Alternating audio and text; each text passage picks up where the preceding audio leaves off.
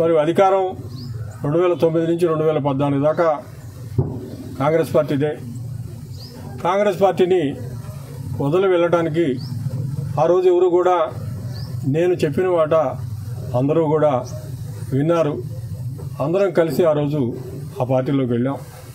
పార్టీలోకి వెళ్ళి మరి 2014 సంవత్సరంలో పోటీ చేయటం, ఆ తర్వాత మరలా 2019లో ఎన్నికల్లో ఎట్టి పరిస్థితుల్లో మనం విజయం సాధించాలా, జగన్మోహన్ రెడ్డి గారు ముఖ్యమంత్రి కావాలా, ఇక్కడి నుంచి మనం శాసనసభ్యుడిగా ఎన్నిక కావాలని చెప్పి నాతో పాటు ప్రతి ఒక్క కార్యకర్త అధికారంలోకి వస్తుంది, జగన్మోహన్ రెడ్డి గారు ముఖ్యమంత్రి అవుతారు, ఇక్కడి నుంచి రాజశేఖర్ మంత్రి అవుతాడని చెప్పి ఉద్దేశంతో ఉన్నారు. ఆ రోజు మంత్రి పదవి మరి టికెట్ ఇవ్వని వాళ్ళకందరూ కూడా మంత్రి పదవి ఇస్తారని చెప్పి ఎక్కడా ఆయన చెప్పలేదు. ఇక్కడే మంత్రి పదవి ఇస్తారని ఎందుకు చెప్పారు అంటే ఆ రోజు నాకు ఉన్నటువంటి పరిస్థితి, నేను ఉన్నటువంటి జిల్లాలో నాకు పదవి రీత్యా కానీ మరి అన్ని రకాలుగా 9 సంవత్సరాల పాటు పనిచేసింది రీత్యా కానీ ప్రజల్లో ఒక రకమైనటువంటి అభిమానం అయితే ఉంది. కార్యకర్తలందరూ కూడా నన్ను అభిమానిస్తూ ఉన్నారు. ఆ స్థాయి పదవి ఇస్తాను అంటే నాకు సీటు తీసేసినా ప్రజల్లో వ్యతిరేకత రాదు. ప్రజల్లో వ్యతిరేకత రాకుండా ఉండాలి అంటే మరి ఈయనకి ఒక సముచితమైన స్థానం కల్పించాలని చెప్పి ఆ రోజు ఆ ప్రకటన చేశారు. ఆ ప్రకటనని ప్రజలందరూ కూడా విశ్వసించారు. మంచి పదవి ఇస్తున్నాడు కదా, ఇంకా ఏముంది ఆయన చేసి మనం అందరం కూడా వైసీపీకి చేద్దామని చెప్పి ఆ రోజు అందరూ కూడా చేయడం జరిగింది. చేసిన తర్వాత గెలవడం జరిగింది.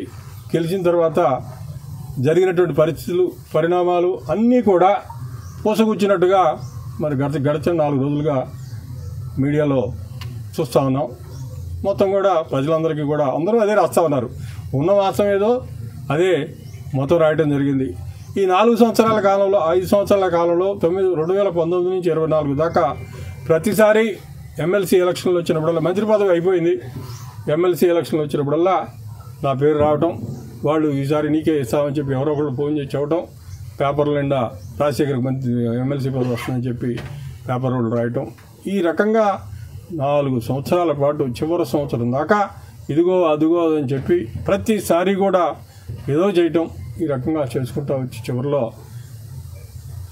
ఇచ్చారు, ఎమ్మెల్సీ ఇచ్చారు. ఎమ్మెల్సీ ఇచ్చిన తర్వాత 24 ఎలక్షన్లు వచ్చినాయి. 24 ఎలక్షన్లు కూడా ఇక్కడ ఎవరిని పెట్టుకుంటున్నారో, ఎవరిని తీసేస్తున్నారో, ఇక్కడ ఉన్నాళ్ళని పెడతారో, అసలు నేను ఒకరిని ఇక్కడ ఉన్నాను సంప్రదించాలనేటువంటిది కూడా లేదు. ఏది లేకపోయినా ఏదున్నా నేను మాత్రం ఎక్కడా కూడా ఏమీ ఎవరిని కూడా కామెంట్ చేయకుండా నా పని నేను చేసుకుంటూ వెళ్ళాను. అదే రకంగా ఎన్నికలు వచ్చినాయి.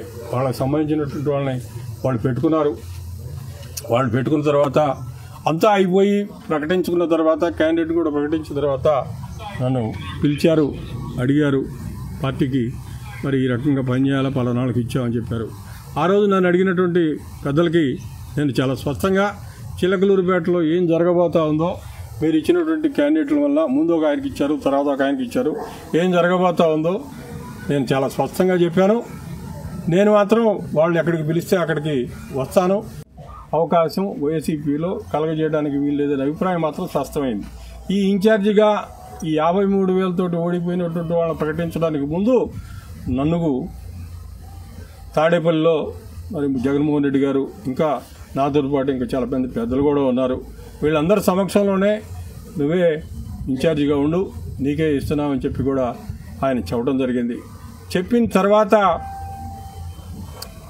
మరి మంచిది చూడమన్నారు. మంచిదేముంది, ఇంకా 4 రోజుల్లో దసరా ఉంది కదా, దసరా ప్రకటించండి అని చెప్పి పక్కన ఉన్నటువంటి పెద్దలు అన్నారు. దసరా వచ్చింది, దసరా రోజు ప్రకటన రాలేదు.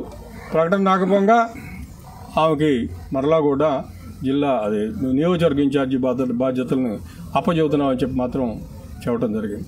ఈ పరిస్థితుల్లో మేము చిలకలూరుపేట నియోజకవర్గంలో ఏ రకంగా పనిచేసి, చిలకలూరుపేట నియోజకవర్గంలో పార్టీని ఏ రకంగా బలోపేతం చేసి, ఏ రకంగా దాన్ని నిర్మాణం చేసి కాపాడుకుంటూ వచ్చి, ఈ రకంగా మేము పార్టీకి అహర్నిశలు కష్టపడి పనిచేసి చేస్తే ఈ రకమైనటువంటి పరిస్థితి తీసుకురావడం జరిగింది. మరి పార్టీలో నుంచి మరి పదవి ఇచ్చిన తర్వాత మరి ఎందుకు వెళ్తున్నాం అనేటువంటి వాతావరణం కూడా కొంతమంది పెద్దలు లేవదీయడానికి అవకాశం ఉంటుంది. పదవి ఇచ్చారా లేదా అనేది కాదు, పదవి ఇస్తే నేను రాజీనామా చేశాను. అది కాదు అక్కడ. ఇక్కడ చిలకలూరిపేట నియోజకవర్గంలో మేము మొట్టమొదటి నుంచి పనిచేస్తూ ఉన్నాం, ప్రజలకు పనిచేసాం. 40 సంవత్సరాల నుంచి నేను కానీ మా మామయ్య కానీ ప్రజల్లో ఉన్నాం. ఏ నియోజకవర్గంలో ఏ గ్రామానికి పోయినా, పట్టణంలో ఎక్కడికి పోయినా మా కుటుంబం, నేను కానీ ఆయన కానీ చేసినటువంటి పనులు చాలా స్పష్టంగా కనపడతాయి. ప్రతి ఒక్కళ్ళు కూడా గౌరవభావం ఉంది తప్ప వీళ్ళు పనిచేయలేదు, ప్రజల్లో లేరు అనేటువంటి వాతావరణం ఎక్కడా కూడా లేదు. ఈరోజు చిలకలూరిపేట నియోజకవర్గంలో మరి వైఎస్ఆర్ కాంగ్రెస్ పార్టీలో నుంచి మేము బయటికి రావడానికి కారణం మాత్రం జగన్మోహన్ రెడ్డి గారే.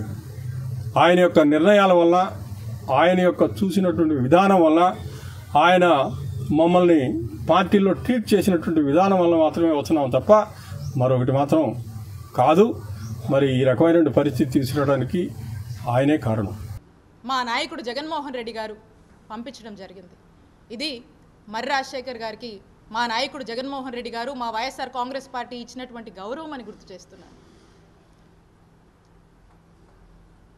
ఇక ఎమ్మెల్సీ విషయానికే వద్దాం.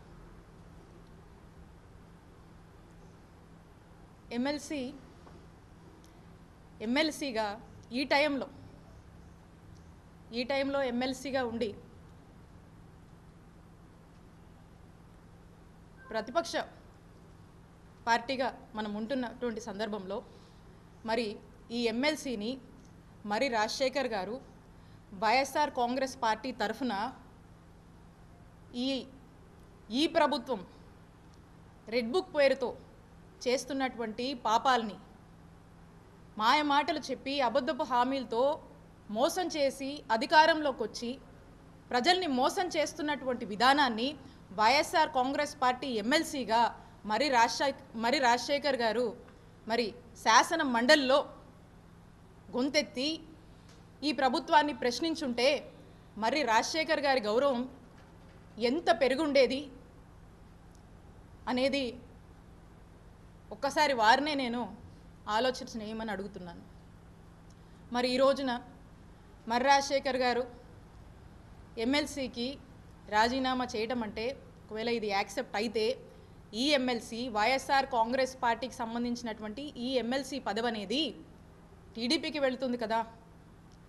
వైఎస్ఆర్ కాంగ్రెస్ పార్టీ ఎంతో నమ్మకంతో, మీ మీద ఉన్నటువంటి అపారమైనటువంటి గౌరవంతో మా నాయకుడు జగన్మోహన్ రెడ్డి గారు మీకు ఇచ్చినటువంటి ఎమ్మెల్సీని మీరు ఈరోజు రాజీనామా చేస్తే అది టీడీపీ అకౌంట్లోకి వెళుతుంది. ఈరోజు మనకు నంబర్స్ లేవు, వెరీ అన్ఫార్చునేట్, మనకు బలం లేదు. సో కాబట్టి అది తిరిగి మనకు రిటైన్ అవ్వదు. సో కాబట్టి అది టీడీపీ ఖాతాలోకి వెళుతుంది. అంటే ఇంత నమ్మకంతో ఇచ్చినటువంటి ఈ పదవిని నిజంగా మీరు నిలబెట్టుకొని ఉంటే మీ గౌరవం ఎంతలా పెరిగేది అనేది ఒకసారి మీరు ఆలోచన చేయండి. బట్ ఇది జరిగింది. సో అందుకే నేను అంటాను, ఒక్కసారి అక్కడి నుంచి కూడా చూసుకుంటే ఇక 2024 గురించి వారు మాట్లాడుతూ ఉన్నారు. 2024లో ఏమైందనేటువంటి విషయం మీకు, వారికి, ప్రజలకు స్పష్టత ఇవ్వాల్సినటువంటి బాధ్యత నా మీద ఉంది. అయితే 2024లో ఇక్కడ 2019లో నేను పోటీ చేసి ఎప్పుడు వైఎస్ఆర్ కాంగ్రెస్ పార్టీ ఇక్కడ గెలవట్లేదు. మా నాయకుడు దీవెనలతో, మా వైఎస్ఆర్ కాంగ్రెస్ పార్టీ కార్యకర్తలు నాయకుల కష్టంతో, ఇక్కడ ఉన్నటువంటి ప్రజల దీవెనతో ఇక్కడ వైఎస్ఆర్ కాంగ్రెస్ పార్టీని గెలిపించుకోవడం జరిగింది మొదటిసారిగా. ఆ తర్వాత పార్టీ అన్నాక పార్టీ యొక్క రాజకీయాల కోసం ఎన్నికల వ్యూహంలో భాగంగా పార్టీలు అన్నాక రకరకాల వ్యూహాలు ఉంటాయి. సో రకరకాల పర్మిటేషన్స్ అండ్ కాంబినేషన్స్ని పార్టీ ట్రై చేస్తుంది. ఆ చేస్తున్నప్పుడు నన్ను మా పార్టీ, మా నాయకుడు జగన్మోహన్ రెడ్డి గారు నన్ను గుంటూరు వెస్ట్ నుంచి పోటీ చేయమని ఆదేశించడం జరిగింది. క్రమశిక్షణ కలిగిన వైఎస్ఆర్ కాంగ్రెస్ పార్టీ కార్యకర్తగా నేను వారి మాటే శిరోధార్యం అనుకొని ఎదురు ఏమీ మాట్లాడకుండా నేను ఆ మాటని, ఆ ఆదేశాలని పాటించి నేను నా బాధ్యతగా నాకు ఇచ్చినటువంటి గుంటూరు వెస్ట్కి వెళ్ళి నేను పోటీ చేయడం జరిగింది. మీ అందరికీ తెలుసు గుంటూరు వెస్ట్ గురించి. ఏ రోజు గుంటూరు వెస్ట్లో వైఎస్ఆర్ కాంగ్రెస్ పార్టీ గెలవలేదు. వరుసగా మనం ఓడిపోతూ వస్తున్నాము. ఇక్కడ కూడా వరుసగా మనం ఓడిపోతూ వస్తే ఇక్కడ ఒక గెలుపు బావుటాన్ని మనం ఇక్కడ ఎగరేసాం.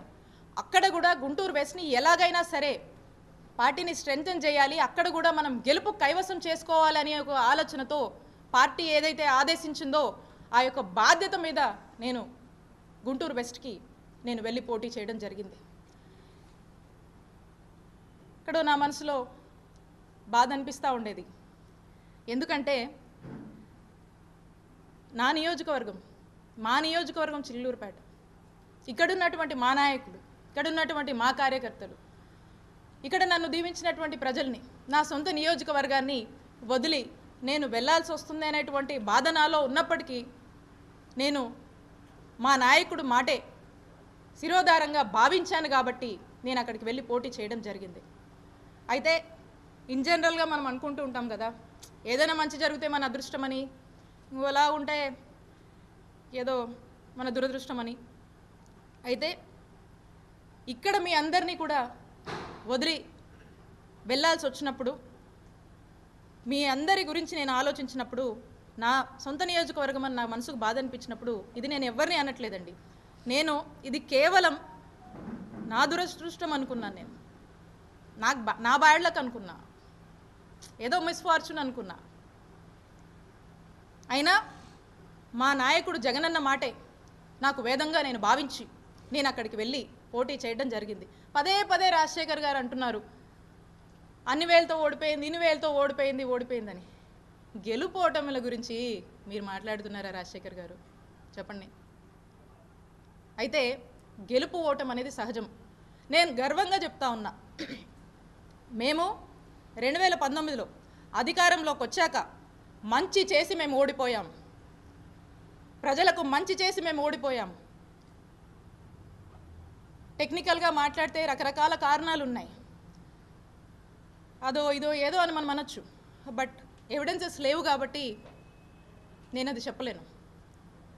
కాబట్టి మంచి చేసి మేము ఓడిపోయామని మేము గర్వంగానే చెప్పుకుంటాం. ఆ తర్వాత మా నాయకుడు జగన్మోహన్ రెడ్డి గారు మళ్ళా మాట్లాడి మళ్ళా తిరిగి నా సొంత నియోజకవర్గానికి, మా చిలకలూరుపేట నియోజకవర్గానికి నన్ను పంపిస్తున్నానని ఆదేశాలు ఇవ్వడం జరిగింది. నేను మా నాయకుడు ఆ రోజు చెప్పిన మాట నేను కాదనలేదు, ఈరోజు చెప్పినటువంటి మాటలకు కూడా కట్టుబడి నేను నా నియోజకవర్గానికి వస్తున్నందుకు నేను సంతోషించాను. ఇక్కడ ప్రజలకి, ఇక్కడున్నటువంటి మా నాయకుల్ని, ఇక్కడున్నటువంటి మా కార్యకర్తల్ని రిప్రజెంట్ చేస్తున్నందుకు చేసే అవకాశం నాకు దొరికినందుకు నా అదృష్టంగా భావిస్తాను. మా నాయకుడు ఏం చెప్తే అది క్రమశిక్షణతో చేయడమే మాకు తెలుసు. ఇక్కడున్నటువంటి నేను బాధ్యతలు తీసుకోవడం జరిగింది. ఎందుకు అని అడుగుతున్నారు కాబట్టి నేను మీ ద్వారా ప్రజలకు, వారికి నేను స్పష్టతనివ్వాలనుకున్నాను. ఇక ఇక్కడ నుంచి మనం చూస్తే క్రమక్రమంగా ఈ ఓవరాల్గా కూడా క్రమక్రమంగా ఎప్పుడు తీసుకున్నా, ఎప్పుడు చూసినా మొదటి నుంచి కూడా ఆ దివంగత మహానేత డాక్టర్ వైఎస్ రాజశేఖర్ రెడ్డి గారి దగ్గర నుంచి ఆయన తనయుడు మా నాయకుడు జగన్మోహన్ రెడ్డి గారు క్రమక్రమంగా కూడా మరి రాజశేఖర్ గారికి గౌరవం ఇస్తూనే వచ్చారు, ఉన్నత పదవులు ఇస్తూనే వచ్చారు. ఎక్కడా కూడా మా నాయకుడు జగన్మోహన్ రెడ్డి గారు మరి రాజశేఖర్ గారిని మోసం చేయలేదు.